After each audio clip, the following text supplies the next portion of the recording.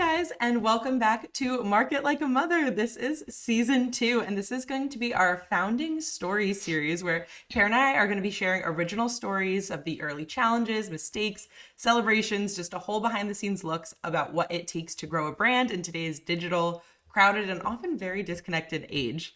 And today we're going to be talking about that feeling if you've ever felt like you're shouting into the void, you're posting content, you're building the systems, you're pitching the brands, and there's just silence, like no likes, no sales, and definitely no applause. I mean, I feel like we've all been there, especially if you are in the founder space, and you just start to wonder, is this even working? Am I just wasting my time? And that is what we're going to get into today and talk about it. So let's throw it over to Karen. Welcome to season 2. We did it. We finished season 1. We're so proud of ourselves, everyone that's listening. But I'm super excited to talk about this. And we're talking both about my founding story and agency life, and Lauren, yours too, because we have like very different disciplines and different spaces. But I think there's so much overlap in our stories and probably every other founder story out there. And so I'm excited to talk about some of these different stages, starting with today's, where we're kind of building things before anyone notices. So I know that you mentioned this too, that it can feel very lonely and quiet and uncertain. And I think there's a lot of imposter syndrome when you first get started. I was on a call just the other day with a group of women founders that were expressing these exact concerns, like starting to question, is this what I should be doing? Am I in the right place? There's already so many people that are doing this. Like, should I change directions? Should I go back to my full-time job? And we're here to tell you, like, keep pushing forward if your heart is calling you to do this. Yeah, absolutely. And Karen and I were actually on a call yesterday, and Karen, you were sharing a little bit about more that imposter syndrome you just mentioned, because I know you started your agency really, really young. Do you want to maybe speak to that a little bit? Because I know that's definitely something that people in the founding space struggle with, is kind of feeling like just because of your age or being young or new in the industry, you might have that imposter syndrome a little bit more. Yeah, well, I feel like this, honestly, Lauren, I'm so curious your opinion too, but I feel like this has shifted and changed with the uprising of influencers at like a very young age. But when I started my first agency in 2011, I think there was definitely a very heavy stigma around being so young and trying to lead others in their marketing and their business growth. And so not only did I do feel like it affected my confidence. I think that there was definitely some of that. Does she really know what she's doing? Um, but I do think the advantage was, it was like the rise of social media at that point and digital marketing. And I think like now, even being younger was actually an advantage. But what have you seen, and what do you feel about that from an age perspective? That ageism. That's so true, the ageism.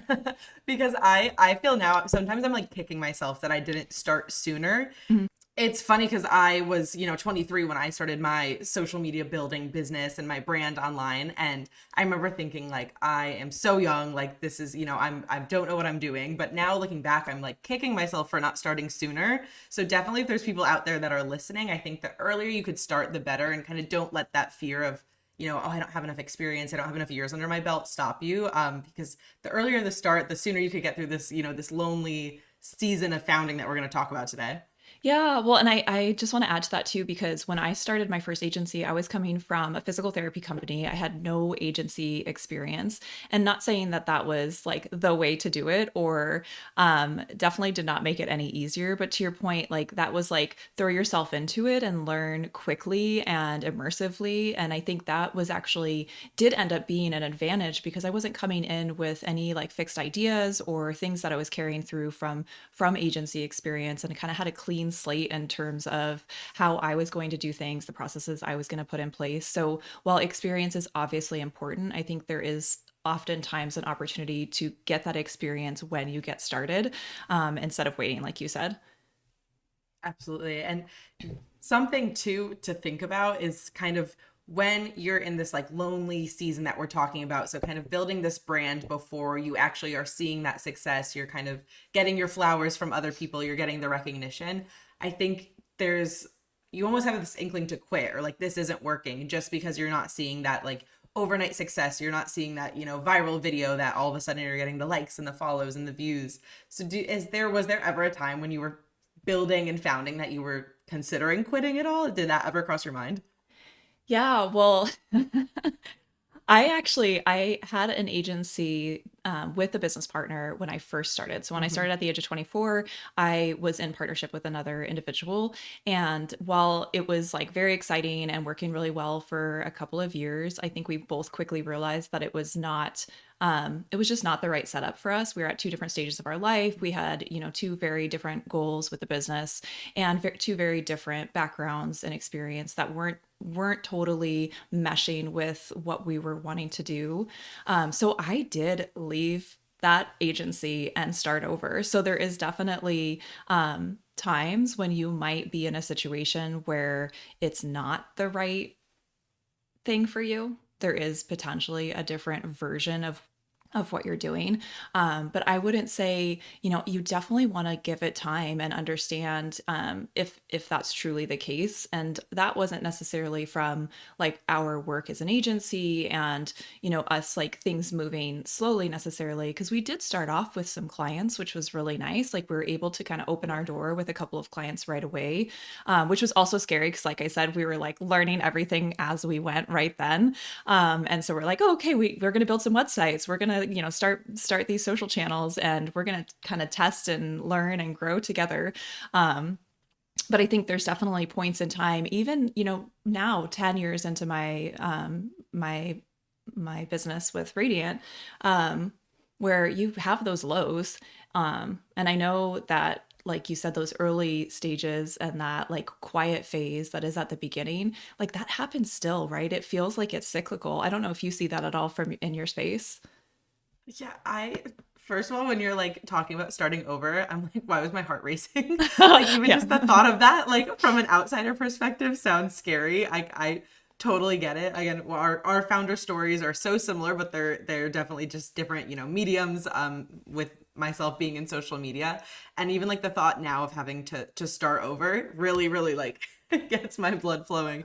Right. So I mean, it's not impossible, and it's definitely, if you need to do it, you need to do it. And I mean, Karen is proof that if you start over, you could still make it big. But I think when I think about like the early quiet days for me, like it looked like just posting with, very minimal views, very minimal likes, engagements. And Karen, I had mentioned this to you before, but like it felt almost embarrassing. Like Hmm. it felt like, oh Hmm. my gosh, like she is trying so hard. Like look how hard she's trying and no one is watching. And that's, I mean, it's the same goes for any business. Like, I mean, with you building Radiant, you could say the same thing of like, oh my gosh, I'm trying so hard. I'm putting my all in for my clients, and like I just don't feel like I'm getting that recognition yet. And that's probably, I feel like, where I at least had the thoughts most about quitting, when you're like, wow, I really feel like I'm giving this my all and I just don't see the traction building. But I mean, I would even go as far as to say like that's the most important phase to push through, to Yeah. keep going. Like that's when you're close to your breakthrough almost. Yeah, it's two comments on that. First, I just have to say, because you said I was trying so hard. I guess the kids these days, Travis has told me, are like calling tryhards, which is like an insult. And he's Yep. like, no, like from the athlete space, like you want to be the kid that tries the hardest, like this. And I felt like same with business, right? Like it's not going to come easy. And I think we have this overnight success syndrome where everyone's like, oh, I'm going to start my business Mhm. and I'm going to be wildly successful because there are these like unique once in a lifetime like type of scenarios where that happens. The rest of the world is working so hard to get to that level of success. And I'm not saying, sacrifice everything and work yourself to the bone, but work really smart, dedicate yourself to what you're doing and allow it to grow over time. Don't be discouraged if you're not an overnight success, because it's so rare that that's going to happen. So if you're going into your business, or you're considering going into business because you want to be wildly successful within, 2 months, 3 months, 6 months, then I would say definitely I would even reconsider. go as far as to, oh, I'm so sorry. I thought you were pausing. Keep going. No, go ahead.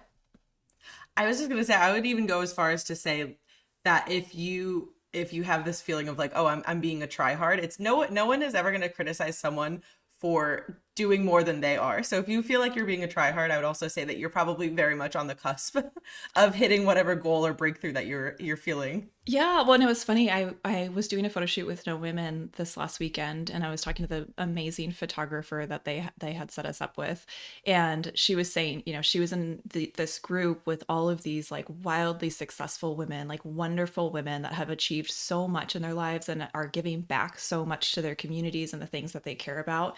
And she was like, my biggest realization is how close I was to that level of success.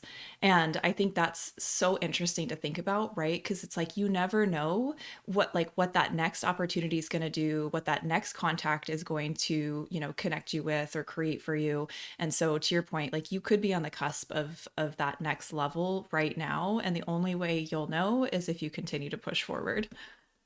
Yes, I love that. That's like inspiring even to me. And I think something that we do really well at Radiant, just to like toot our own horn for a minute, is we're really good at celebrating like the small wins. And I think that's such a big part of this like quiet season as well, is you might be focused on like, okay, I haven't got that big win yet. I haven't hit that big goal. But like, don't forget to also celebrate those little milestones along the way. And that's something every week on our weekly stand up at Mhm. Radiant, we will take 10-15 minutes to just talk about like our small wins from the week before. And I think that's so important too, to kind of keep that drive going, especially if you find yourself again like comparing yourself to others and feeling low during this founding season. Yeah, I love that note. And I was actually, again, just on a call the other day where we were reflecting on, year to date, which it was still in January. Like, what have you accomplished towards your goal this year? And I honestly had gone onto this call feeling a little bit discouraged because we all are so ambitious at the beginning of the year, right? Like, I'm going into this, I'm like, Yeah. I'm going to change this is the year I'm going to change the world. It's going to happen. But one person at a time, right? And so, Mhm. I started my list kind of like slowly when she was like, reflect on what you've done. And by the end of what probably was only 2 minutes, I had like a full page, Lauren, of like the Oh, I love incredible that. things that have happened. And like some of them were small, some of them were personal too, right? Because all of our goals don't have to be business related. As Right. founders, it can become all consuming, but we're also people. So, like, trips that I had already planned and even just like conversations I'd already had that were like starting something. So definitely agree with you. Like celebrate the small wins and recognize them. And it's those small steps that are like consistently taken to get you to where you want to be. So they are just as important, if not more important, right? Because it's what we can do on a day to day basis that's going to get us to where we want to go. I'm gonna write a list right after this. Yes, You do inspire it. me. I'm like, I need to do that right after this call. Um, yeah, I absolutely love that. And I think again, it just goes to show how much that there goes behind the scenes, of building a brand, of being a founder. There's so much work that people don't see, and there's so many little small steps that go into it. And some feedback that we got from season two, which I really, really, or from season one, that I really liked, was people loved our like framework, our kind of like tangible key pieces of advice that we were giving out. So we're carrying that over into season two, which I'm really excited about. And we want to give you a little framework about what you're really building when no one is watching. So talking about those behind the scene things that people don't see. Lauren, I just have to say, this means we're building a following of Laurens and Karens because you and I are like, we need a framework, we need tangible takeaways. So I I love, mean, not to like toot our own horn, but that sounds like really good to me. awesome. Well, do you want to kick us Okay. off? Well, we have kind of our Yes. four framework components here. Yes, yes. So the first one is identity before income. So this is super important, whether you're building a social media brand like I am, whether you are building an entire, I like to call it an empire, a radiant Yes. marketing empire like Karen. So you really need to clarify who you serve and why. This is, I mean, you're not going to get anywhere before you really identify what is your goal here, who are your ideal clients, what are you providing for them, what value could you bring. You also want to learn for what you stand for, what you won't do. It's really important to set those values and also have those boundaries within your business early on so that you kind of know where you stand and you can use these as a baseline going forward. Mhm. Karen, has there ever been a time that you kind of early on realized you had to set a boundary of, just personal values in business, anything like that? Mm, I can't recall a specific example, but I do recall working with Carla Reeves years ago when I had my first agency. And it sounds so obvious, look like reflecting back, right? And but one of the things that I didn't ever realize was like literally that like gut to mind connection, right? So when I was like Mm-hmm, feeling mm-hmm, off physically, like I was like whether that was like feeling a little bit sick or getting kind of anxious, it was oftentimes because there was a misalignment in my values. And so as soon mm-hmm. as I would tune into that feeling, I could like call out and recognize like what was creating that friction, and it was just such a helpful practice because there's always going to be things, whether that's things that are happening within your team or things that are happening with clients or even just like the work you're doing, the space you're in. Like there might be something that's like you're tempted to just push forward, but if you're feeling that that like friction or that resistance, like listen to that because it's trying to tell you something, and it might mean that you are designed to do something differently than what the world is telling you to do, or like you need to set a boundary like you said with somebody that's like really pushing you too hard. But I think there's always those types of things going on, and so if you can recognize your own, I mean, first have those values set. I did some values work too that was really enlightening for me. Like I learned how important personal accountability is to me, definitely a top value. So Mm-hmm. finding a team and building a culture that recognizes and prioritizes accountability is key. So if there's someone I'm working with that's like shady or not really, taking ownership over their tasks, like there's a lot of like misalignment there. So understanding your values can really help be that guiding light to everything that you do, and determining too, like when you're in these quiet phases, like coming back to that and saying like this is why I'm doing this, and I'm going to push forward even though it's hard right now. I'm not getting the pay that I was hoping I would be getting, or other factors that you were kind of looking to determine that success. Right. I love that. The gut feeling thing is so huge, and I feel like that as a founder is such an important thing to not ignore. Like Hmm. you said, that gut to mind connection. I think it kind of perfectly, sorry, leads us into our next point of that self-trust. Like you need to be able to have that faith and that trust in yourself as a founder, even if it means battling past that imposter syndrome, to make sure again that you are able to trust your instinct, to trust your systems that you're putting in place, to also find people around you that you could trust to build Hmm. this brand, this business. That's so important, and kind of what we touched on before, just that values and positioning yourself before you're even putting into these systems into place and these processes. I kind of want to go back to the values aspect of it too. Something I had to learn really early on in building as a social media founder was that not every brand deal or product placement would align with my Hmm. values, and I Yeah. think it was so difficult early on when there wasn't necessarily like the revenue that I wanted to turn those down, especially if it was a product where I'm like, I really don't use that. Like, I don't align with that, but am I going to sit here on camera and, push this to my audience because I'm in need of more revenue? So being able to early on kind of set those tougher boundaries for yourself and your values is so important, even if it's so hard. I love that because Lauren, like we've talked about in previous episodes too, like your audience knows when you're being real. And so if you're Mm-hmm. trying to promote a product that is misaligned or you're pushing something that is not truly authentically you, then I mean, you're really just going to be doing damage for yourself. So I love that you like were able to recognize that and turn some of those things down because it is really challenging. And I mean, it kind of goes into this Mm-hmm. next point, excuse me, of proof before praise. Right. So we want Mm-hmm. to make sure we're serving our first clients deeply, thoroughly, in every way that we can to show that we are committed to delivering, really what essentially we're promising we will.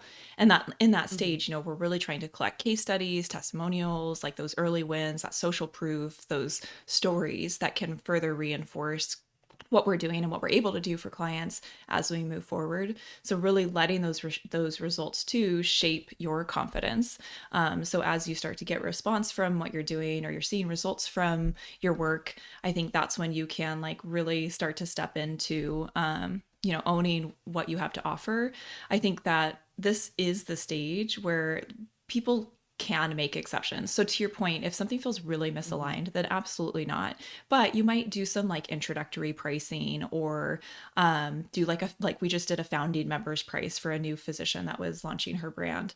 Or you've done beta pricing for more tech-based businesses. So something that gives like an introductory rate in exchange for something else. So obviously that could be like feedback in the system or the process or the work you're doing, or it could be testimonials after we do this work, let's share your experience. So leveraging that like discounted pricing to help you build your brand. And I was just on a call with a new client the other day too, where she was saying, I do this kind of work because I used to do this work, but I've done my time, right? Like, and I think we've all kind of been there, where it's like those early stages where you're kind of doing your time because you are trying to build. So I think what's hard for a lot of business owners though is you can get stuck there, right? Like, so you, if you don't have goals, if you don't have that kind of vision for where you're going, then you might just be in that like rat race first stage, and stay there, low pricing, like over delivering, undervaluing yourself, and that is very dangerous. So you want to make sure you're like really revisiting your goals on a regular basis and moving through that stage to get to the next level. Yeah, I think too, that's where like the confidence is so important. And even like going back to that self-trust of like, if you're seeing the results, if you're seeing, your clients are happy, you're seeing the numbers, like it is okay to set that next goal of, I am going to raise my price. I am going to offer this new service. And that it all, I mean, I feel like all of it just comes down to like trusting yourself and being able to push yourself to kind of level up to the next level without, doubting yourself or like you said, getting stuck in those early phases.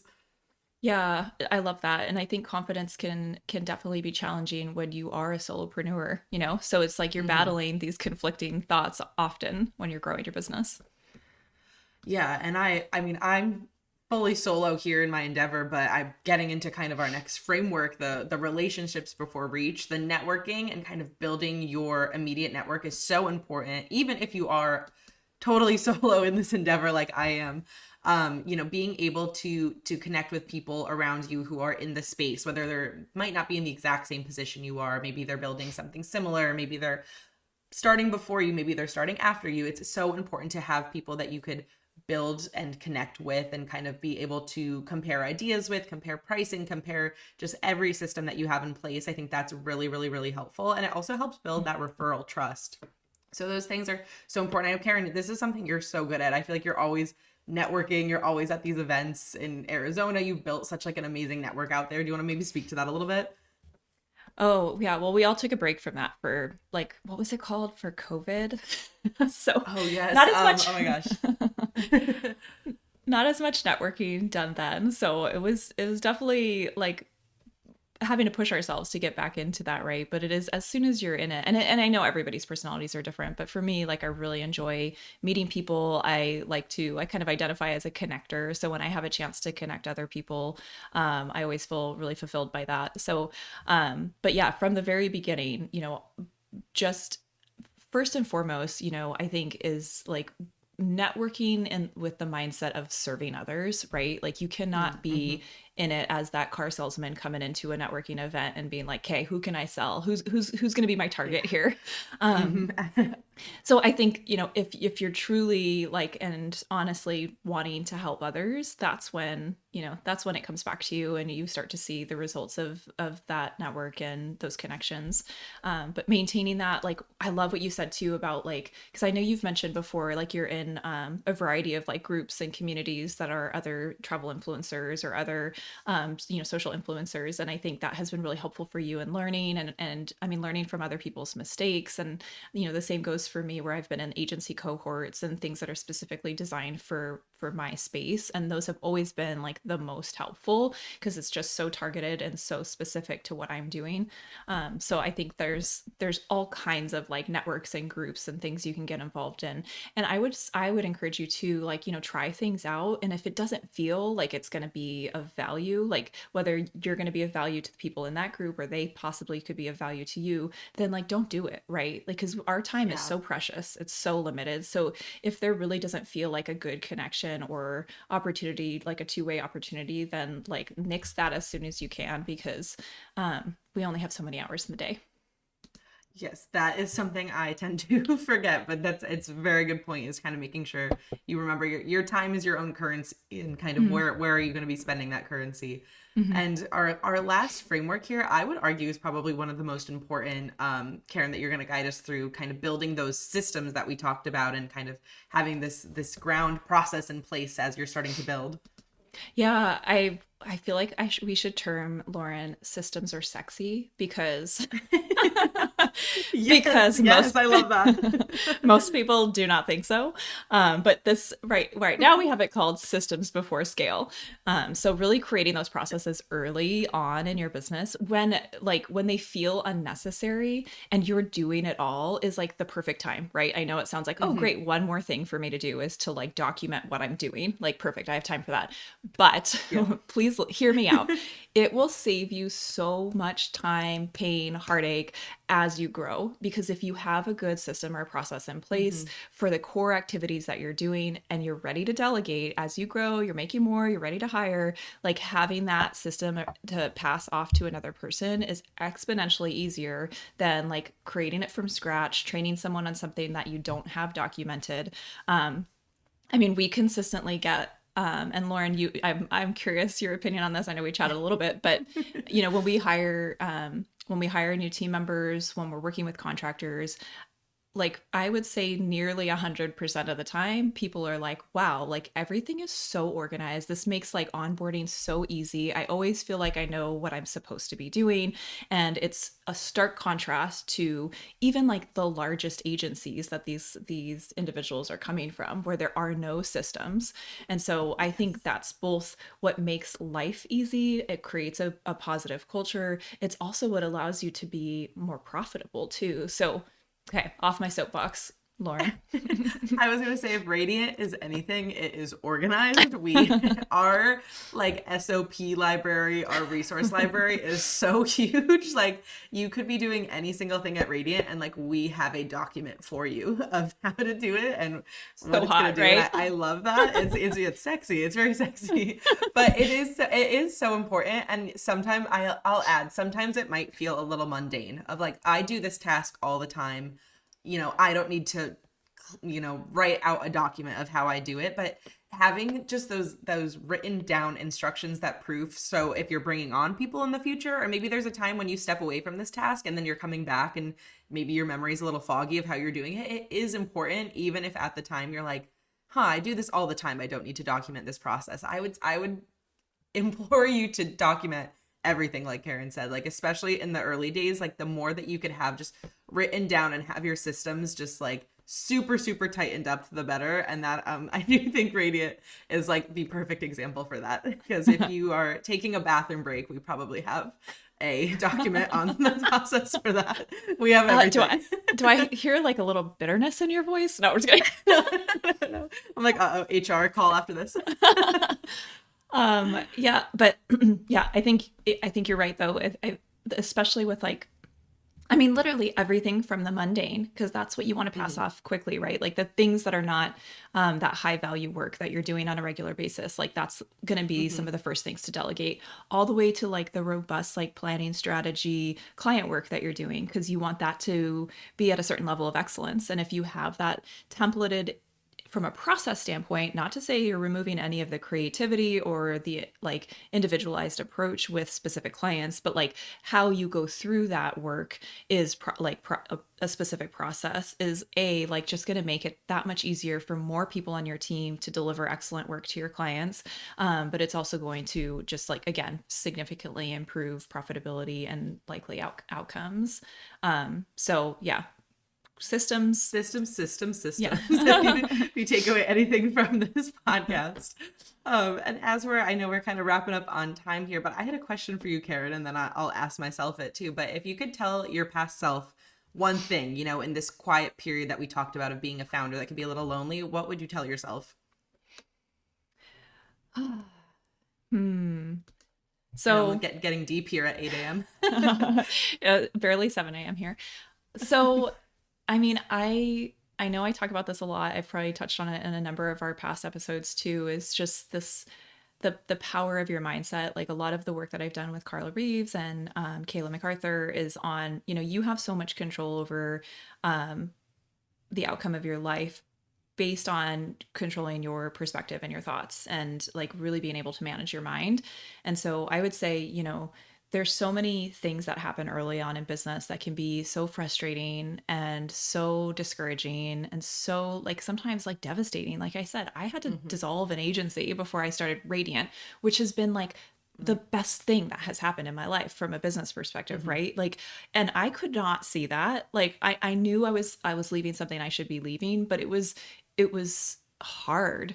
And if Yeah. I had at that age and stage really understood the power of mindset and like remaining curious about like what's to come and really like just things happening for a reason, I think that would have made that transition and that period of my business a lot easier. And then I do have to say, like, something that I would tell my past self and still tell myself on a daily basis is like, your value as a person is separate and distinct from the value of the services you're providing. And so I think, especially for service-based businesses, it is hard to separate those two things. And so that's where pricing, becomes an issue, profitability dips. And so I think it's just so important to recognize that like you are not directly connected to the value of or the outcomes of your services. You as a person are valuable in so many other ways and separate and distinct from that. So what about you? Oh, I like needed to hear that today. I really Lauren. resonated with that last one. So thank you. Like yeah, definitely I think it can be tough in social media, just kind of on your point too, to tie your value to, those numbers that you see on the screen. And so thank you. That was a good little reminder I even needed today. Yeah, I mean, especially Um you. That's like literally like, I mean, I can only imagine when you're looking at yeah. like the things you're posting and the views and the likes and I mean, human psychology just shows how challenging that can be. And that's like your business. So, Lauren, you are amazing and you are so valuable and you Oh, are so incredible in so many ways. So, please keep thank you. putting your Oh, light out me into the world. crying on episode one. I'm like, thank you. So nice. I appreciate that so much, Karen.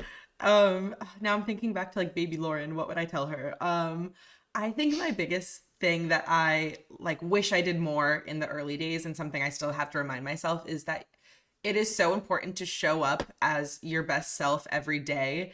And when you, for lack of better words, are like kind of half in it, it Mm, will come back to bite you. And if you have those like lazy days, like the more you have in a row, it might just seem like, oh, I'm gonna put in 50% today, I'm not feeling it. Like you will see that affect your results and your output down the road. And that's something I like wish my younger self knew, is I definitely would have these days. And I still have these days sometimes where I'm like, you know what, I'm so tired, I'm really not feeling it today. Like I'm going to edit this video with 50%, effort and put it up. And of course that video doesn't perform well. You know what I mean? And then in the long run, then I'm frustrated. Then it's my results, it's my output that is suffering, but it's through no fault of my own. So I think being able to remind myself that even when it's tough, obviously take care of yourself first, but I'm like, you need to show up as your best self every day. And like, you kind of owe it to your business and your brand and all the effort that you've put in to do that. Cause it only hurts yourself when you get, I guess, for lack of better words, lazy.